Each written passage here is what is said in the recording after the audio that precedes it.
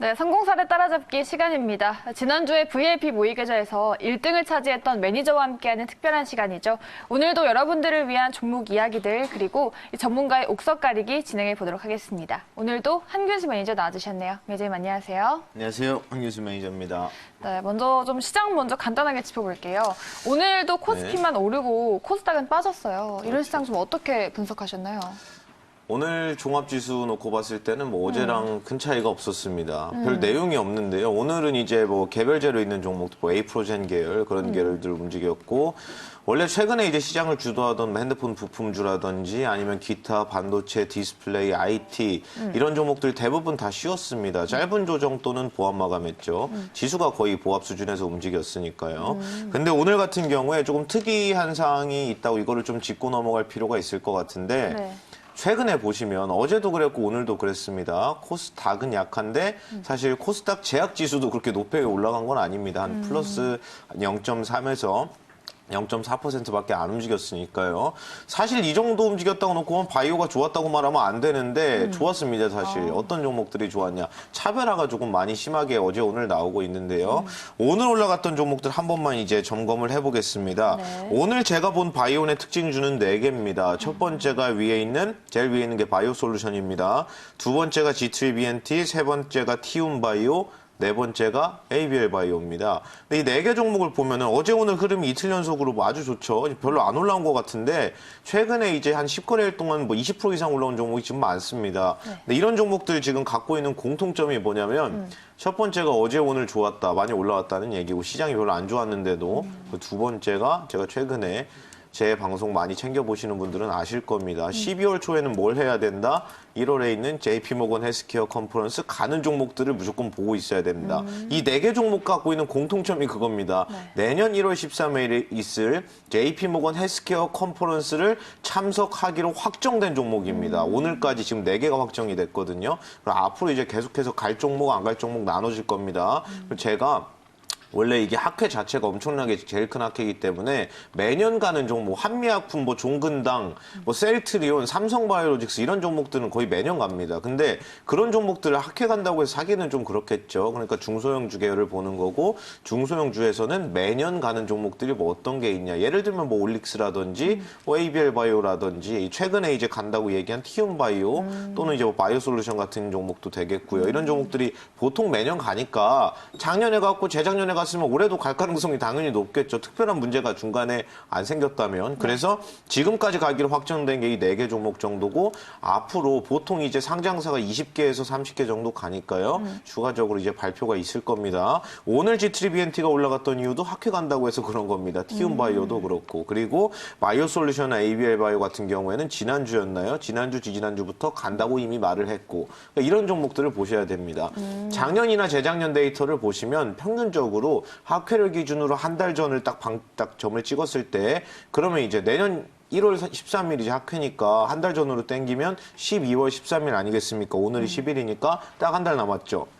한 달 전부터 보통 올라가기 시작하고 학회 직전 또는 직후로 해가지고 못 가는 종목이 한 30% 정도, 많이 가는 종목은 70% 이상 올라갑니다. 그리고 그런 종목들 이제 짧은 구간에서 한 달 안에 50% 이상 올라갈 종목들이 여기 안에서 많이 나오니까 이제 주목을 조금 하셨으면 좋겠다. 여기 가장 큰 의미를 부여할 수 있는 건 어떤 부분이냐면 오늘 바이오가 다 좋지 않았다. 최근에 바이오도 다 좋지 않았다. 근데 얘네만 좋더라. 그게 다 학회 가는 종목이더라. 이 부분을 꼭 기억을 해주세요. 올해 이제 연말 그리고 내년 첫 번째 주 1월 첫째 주까지는 이런 종목들에서 시세가 많이 나올 겁니다. 꼭 준비를 하셔야겠습니다. 자주 말씀드리고 있어요. 네, 알겠습니다. 오늘 내용 이제 시작해 보겠습니다. 오늘은 어제가 이제 디스플레이 얘기했고 오늘은 이제 반도체 얘기를 할 텐데 반도체 바로 시작해 볼게요. 네. 반도체 산업의 큰 특징은 크게 보면 3가지입니다. 첫 번째, 다른 국가와 비교할 때 지금까지도 경쟁 우위가 가장 크게 벌어져 있다. 어제 디스플레이 얘기할 때 좀 안 좋게 얘기한 부분이 있었습니다. 그게 뭐였냐면 LG 디스플레이가 걱정된다는 거였습니다. 근데 그렇다고 해서 디스플레이 장비주가 안 좋은 게 절대 아니라고 했죠. 왜냐하면 디스플레이 장비주들은 중국향 수출이 더 많으니까 그 중국에서 설비 투자를 얼마나 더 많이 하냐가 중요한 거지 국내 회사들보다는 중국 쪽을 봐야 되는데 대부분의 상장사 반 이상이 매출의 반 이상이 또 상장사의 반 이상 그리고 그 회사들의 매출 반 이상이 중국에서 많이 나오고 있습니다. 그러니까 중국 설비 투자 계획이 중요한 거고 중국은 앞으로 훨씬 더 많이 할 겁니다. 내년 지금 예정으로 편성되어 있는 금액이 우리나라에는 삼성 디스플레이, LG 디스플레이가 있죠. 중국에는 LCD 패널 출하량 기준으로 전 세계 1등인 BOE라는 회사가 있습니다. BOE가 내년에 이제 설비 투자를 예정해 놓은 금액이 삼성 디스플레이, LG 디스플레이 다 합쳐도 BOE 한 개 회사를 못 이깁니다. 그 정도로 금액이 많아요. 그러니까 BOE 향 또는 비전옥스향, 티안마향이 많은 회사는 기본적으로 컨센서스가 따블에서 따따블이다. 너무 정상적이고 당연한 얘기죠. 그래서 디스플레이 얘기한 거고 반도체 같은 경우에는 디스플레이랑 조금 다릅니다. 우리나라를 봐야 돼요, 반도체는. 사실 중국에서 수주가 이제 발주가 나오더라도 삼성전자 하이닉스 발주량을 못 따라갑니다. 메모리 반도체는 명실상부 대한민국 1등이기 때문에 한국만 보면 되고 그리고 중국이 아직까지 못 따라오고 있으니까 한국형 발주만 보면 되는데 중국이 지금 계속해서 이제 반도체 굴기, 기술 굴기를 하겠다고 해서 이제 불법 산업 보조금 개념으로 뭐 디스플레이라든지 드론이라든지 4차 산업혁명, AI, 뭐 인공지능 이런 쪽으로 중국 정부 보조금이 엄청나게 들어간다고 했죠. 어제 디스플레이도 그렇게 얘기를 했고 근데 자금력에서 우리나라가 조금 밀리는 부분이 있고 당연히 정부 돈이 들어오니까 그리고 두 번째 같은 경우에는 기술력에서도 그렇게 큰 차이가 나지 않는다. 중국이 지금 OLED 패널을 지금 못 만드는 이유가 뭐냐면은 정확히 만들면 못 만든다고 하는 건 틀린 말입니다. 만들 수는 있는데 수율이 안 나옵니다. 예를 들면 패널 10장을 찍으면 적어도 불량품이 10개 중에 하나 또는 2개 또는 그 미만이 나와야겠죠. 그걸 수율이라고 하는데 그럼 10개 중에 불량품이 하나하고 양품이 9개라면 수율이 90%인 겁니다. 그럼 국내에 있는 OLED 회사들은 수율이 다 8, 90% 이상 나와요. 그러니까 공장을 돌리면 돌릴수록 수익이 나오는 거죠. 팔리니까. 근데 공장을 돌려도 10개 중에 7개가 불량품이라면은 그럼 거기에서 나오는 거 10개 중에 7개를 버려야 되는데 그럼 거기서 당연히 수익이 나오겠습니까? 그러니까 수율을 올리는 구간이 좀 필요한데 정확히 말하면 중국은 OLED를 만들 수 있지만 수율이 지금 20에서 30%대밖에 안 나오기 때문에 다시 말해서 10개 중에 7개가 불량품이에요. 그러니까 수율만 올라오면 되는 문제인데 수율 끌어올리는데 2년에서 3년이 걸릴 거다. 그럼 앞으로 2, 3년 지나면 OLED 시장에서 대한민국 OLED 미래가 없어지는 겁니다. 거기서 기술 진보를 당연히 하겠지만 그러니까 그런 문제가 있는데 반도체는 그 문제가 없습니다. 중국에서 계속해서 만들고 있지만 너무 지금 기술 격차가 많이 벌어져 있습니다. 지금 반도체 기술 격차도 한 3년에서 5년이라고 말은 하는데 반도체 시장에서 3년이라는 얘기는 거의 언급의 시간입니다. 영원히 못 따라올 정도예요. 그럼 이제 기술력 같은 경우에 격차가 벌어져 있고 그럼 중국에서 이제 돈이 많으니까 자본 쏟아 부어가지고 따라오면 어떻게 하냐 이렇게 걱정하실 수 있는데 그런 걱정도 사실 크게 하실 필요가 없습니다. 왜 그러냐면 디스플레이랑 조금 다른 게 우리나라에 있는 삼성전자 하이닉스는 연간 실적이 조금 작년에 비해서 깨졌지만 아직도 엄청나게 유보금도 많고 앞으로도 돈을 많이 벌 거기 때문에 설비 투자가 많이 들어갑니다. 중국에서 1차 반도체 펀드를 구성해가지고 처음에 반도체 펀드 규모가 20조 초반이었거든요. 그때 이제 중국 국영 디램 반도체, 랜드 반도체 회사가 몇 개가 생겼는데 다 정부 돈으로 만들어진 거고 국영 기업입니다. 이번에 이제 반도체 2차 펀드 조성을 발표했는데 34조 규모죠. 엄청난 금액입니다. 처음에 20조 초반을 얘기했고 34조 원 정도를 얘기하고 있으니까. 그럼 국내에서는 정부에서 반도체 보조금 주는 거 단 한 푼도 없잖아요. 삼성전자 하이닉스가 이제 본인들이 갖고 있는 돈으로 싸워야 되는데 올해 삼성전자 하이닉스가 지금 설비 투자에 쏟아부은 돈이 40조 7천억입니다. 그리고 여기에 R&D 비용이라든지 기타 연구개발 비용을 합치면 60조 원에 가깝습니다. 그러니까 중국 정부가 쏟아붓는 돈보다 삼성전자 하이닉스가 반도체에 쏟아붓는 돈이 더 많아요. 기술력도 안 그래도 지금 갭 차이가 많이 나는데 그러니까 사실 뭐 내년을 놓고 봤을 때는 IT라고 하면 디스플레이, 뭐 반도체, 핸드폰 부품, 통신 장비, 사실 범위가 엄청나게 넓은 거는 사실이지만 이 안에서 대부분의 이제 내년 시세가 나오지 않을까. 왜냐면은 앞서 말씀드린 대로 올해 실적보다 내년 실적이 이제 따블 또는 따따블이 예상되는 종목들은 대부분 IT에 있습니다. 소비재는 사실 없다고 보시는 게 맞고 대부분이 IT에 있기 때문에 여기서 IT라 하면 뭐 여러 가지 종류는 나뉘겠지만 오늘은 뭐 반도체 얘기를 하는 거니까요.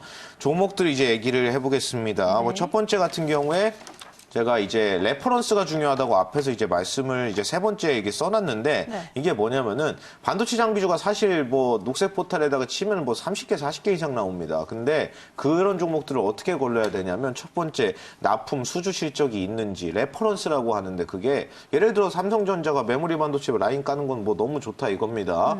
근데 거기에 납품을 한 적이 있어야 돼요. 앞으로 이제 신규 납품이 들어가면 좋겠지만 그런 게 이렇게 신기술을 개발해서 첫 밴더로 들어온 회사는 별로 없기 때문에 과거에 납품을 얼마나 많이 했고 납품을 할 때 쉐어가 어느 정도가 됐고 얘네 기술력이 어느 정도 되니까 이번 라인을 깔 때도 얘네 걸 쓸 수밖에 없겠구나. 이런 기본적인 연산이 끝나 있는 종목들이어야 됩니다. 예를 들어서 반도체 한다고 하는데 우리 회사 증착 장비 만들어요. 근데 납품한 적은 없습니다. 이런 종목들은 납품이 안 나올 가능성이 높습니다. 앞으로도. 그러니까 그전에도 탄탄하게 많이 해왔고 앞으로도 많이 할 가능성이 높은 그런 기술력 좋은 회사들, 레퍼런스가 탄탄한 회사 위주로 봐야겠죠. 네. 그 종목들이 여기 다 들어있습니다. 첫 번째가 이제 원익 IPS. 뭐 다들 잘 아시는 종목인데 시가총액이 반도체 장비주 중에 가장 큰 종목입니다. 쉽게 말하면 대장인데 원익 IPS는 보통 이제 시각 장비 만듭니다. 어제 디스플레이 장비 하는 회사 중에 시각 장비 하는 회사가 ICD가 있었죠. 그러니까 시각 계열에서는 ICD랑 원익 IPS가 경쟁하고 있습니다. 근데 반도체에도 그렇고 디스플레이에도 그렇고 둘 다 이제 시각 공정이 있는데 보통 장비 회사들은 양쪽으로 다 합니다. 그 부분을 기억을 하시고 원익 IPS는 시각 쪽에서 ICD랑 경쟁하고 있고 열처리 장비도 있는데요. 열처리 장비는 뭐 예스티라는 회사 아시죠? LG향 많은 회사 예스티랑 경쟁 중입니다. 두 번째 뭐 이오테크닉스 같은 경우에는 레이저 장비죠. 뭐 레이저 마킹부터 레이저 커팅 뭐 이런 거 하는 건데 레이저 어닐링이라는 기술이 있습니다. 내년 1월부터 삼성전자가 16나노 디램을 양산할 때 레이저 어닐링이라는 기술을 세계 최초로 도입을 시작하는데 레이저 어닐링 장비 7대 납품한 회사가 이오테크닉스입니다. 앞으로 이제 어닐링에서 이제 장비 발주가 더 많이 나오겠죠. 세 번째는 테스, 전공정에 이제 증착하는 회사입니다. ICD가 시각이고 테스는 증착이죠. 그럼 증착 관련해서 테스가 이제 전체 매출 비중을 보면 딱 반반으로 갈라지는데 하이닉스 매출이 반 정도, 삼성전자 매출이 반 정도입니다. 마이크론 향은 별로 없어요. 마이크론은 별로 중요하지 않으니까. 그래서 두 개 회사 반반 골고루 분포가 잘 돼 있고 증착 계열, 하드마스크 계열에서는 거의 뭐 탑이다. 이렇게 보시면 되겠습니다. 네. 그리고 네. KC텍 같은 경우에는 사실 이게 좀 CMP 슬러리라고 해가지고 뭐 말이 좀 어려울 수 있는데 CMP 장비가 뭐냐면은 이제 웨이퍼 같은 거에서 이제 어느 정도 설계가 끝나고 나면 이제 쓸모없는 부분이 남죠. 그 부분을 좀 깎아내는 개념이라고 보시면 될 것 같습니다. CMP 장비로는 이제 원래 그 일본의 이제 히타치 케미칼이라고 해서 일본 회사한테 전량 수입을 했었는데 이제 국산화에 최초로 KC텍이 성공을 하면서 지금 시장 거의 양분하고 있습니다. 그래서 요약을 하자면 CMP 장비 만드는 회사고 CMP 슬러리라고 쉽게 말하면 이거거든요. 예를 들어서 우리가 양치를 할 때 칫솔질을 하죠. 그게 CMP 장비라고 보시면 되고 그냥 양치하면 안 되겠죠. 치약을 발라서 해야겠죠. 그게 CMP 슬러리입니다. 그럼 슬러리는 이제 소모품이고 CMP는 장비가 될 텐데 슬러리 매출이 3분의 1이에요. 그러니까 처음에 장비 회사들 보통 특징이 납품이 한 번 끝나면 실적이 안 나오거든요. 다음 공장을 또 지을 때까지. 근데 KC텍의 장점은 뭐냐면 한 번 납품했다고 끝나는 게 아니라 소모품이 계속 팔리는 겁니다. 3분의 슬러리가. 그렇게 보시면 돼요. 그래서 상대적으로 실적이 좀 안정적인 종목이죠. 그리고 다섯 번째 PSK 같은 경우에 드라이 스트립이라고 해가지고 반도체 장비는 크게 보면 맷이랑 드라이로 나눕니다. 드라이 같은 경우에 건식, 그리고 웻 같은 경우에는 이제 습식이 될 텐데 네. 드라이 스트립입니다. 이게 사실 두 개 다 장단점이 조금 있는데 드라이랑 웻의 가장 큰 기본적인 관념 차이를 보시면 어떻게 생각하시면 되냐면 드라이가 조금 더 비싸고 정교합니다. 그 대신 비싸요. 단점 비싸다, 장점 정교하다. 근데 앞으로 미세 공정이 계속해서 들어가면서 습식보다는 건식을 더 많이 씁니다. 정교하니까 미세한 걸 만들어야 되는데 그래서 앞으로는 웻에서 드라이 계열 쪽으로 계속 이동하고 있고 드라이 스트립 장비 우리나라 1등입니다. 점유율 50% 넘죠. PSK가. 드라이 스트립이 뭐라고 보시면 되냐면 네. 우리 이제 일본에서 소재 수출 제한할 때 3대 소재 중에 하나가 뭐였냐. 포토레지스트라는 거였습니다. 그게 감광액이라는 건데 감광액이 이제 처음에 이제 웨이퍼에 감광액을 발라요. 그럼 바르고 나면 이제 감광액이 완제품까지 묻어나오면 안 되니까 그 깎아내고 나서 이제 감광의 찌꺼기를 이제 제거를 해야 되는데 그게 드라이 스트립입니다. 건식으로 포토레지스트 그 감광액이 웨이퍼에 묻어 있는 거를 찌꺼기를 제거해 주는 장비. 모든 공정에 필수적인 거죠. 당연히 찌꺼기 제거 안 하면 안 되니까. 그래서 드라이 스트립은 국내 1등이고 점유율 50% 넘는다. 그리고 뭐 하드 마스크 같은 경우에도 3D 하드 마스크라고 이제 신제품으로 이제 앞으로 나와서 이제 매출이 찍히게 되는 게 있는데 그게 어디 들어가냐면 삼성전자 파운드리, CMOS 이미지 센서라든지 DDI, 디스플레이 드라이버 IC 있죠. 디스플레이 구동칩 그쪽 공정에 하드 마스크가 또 들어갑니다. 용어가 조금 어려운데 그냥 원리만 이해하시면 됩니다. 그리고 5개를 나눠드린 이유는 앞서 말씀드린 대로 레퍼런스가 있는 종목들 위주 그리고 앞으로 컨센서스 가이던스가 우상향하는 종목들만 말씀을 드려봤습니다. 그래서 내년에 반도체는 한 이 5개 정도 내에서 준비를 하시면 될 것 같습니다. 오늘은 일단 반도체까지 말씀을 드렸는데 내일은 이제 기타 IT 관련주 그리고 목요일에는 바이오를 조금 이제 빨리 해야 될 것 같기는 한데 벌써 수급이 세게 들어오고 있어서 일단 이렇게 정해놨으니까 내일은 이제 기타 IT, 내일 모레는 바이오, 금요일에는 이제 IT를 빼고, 너무 IT 얘기만 하면 안 되니까 IT를 제외한 개별 종목 중에서 구조가 되게 좋은 종목, 실적이 좋고 저평가의 종목들까지 또 말씀을 드려보겠습니다. 오늘은 일단 반도체까지 다 말씀을 드렸습니다. 네, 알겠습니다. 어제는 디스플레이, 오늘은 반도체였습니다. 유망주도 5개나 공개해 주셨으니까 꼭 참고해 보시고요. 내일 또 새로운 섹터 공부해 볼 거니까 내일도 함께 해주시기 바라겠습니다. 자, 그리고 매니저님 방금 알려주셨던 노하우 말고도 나머지 이야기가 있잖아요. 어디서 좀 들어볼 수 있을까요? 네, 지금 이제 33분 정도 됐습니다. 이제 40분에 지금 제가 무료 방송을 켜놨습니다. 네. 40분부터 이제 앉아서 이제 말씀을 또 드릴 테니까요. 뭐 IT 관련해서 뭐 더 궁금하신 게 있거나 사실 방송 많이 챙겨보시면 다 느끼실 겁니다. 지금 당장 IT가 좋은 건 아니거든요. 최근에 스마트폰 부품이나 기판 쪽은 좋은 흐름들이 있었는데 반도체 디스플레이 장비 계열은 거의 한 2, 3주 동안 또 쉬고 있습니다. 근데 쉬고 있는데도 뭐 저만 그렇게 얘기하는 게 아니라 대부분의 또 이제 뭐 전문가라든지 레포트라든지 매니저들이 다 그런 얘기를 하고 있는 게 IT 얘기입니다. 2020년 IT밖에 없다고. 그렇게 모두가 입을 모아서 할 정도면은 뭔가 이유가 있는 거겠죠. 그거와 관련해서 좀 디테일하게 더 말씀을 드리겠습니다. 네, 오늘도 4시 40분입니다. 무료 방송에서 노하우 모두 알아가시기 바랄게요.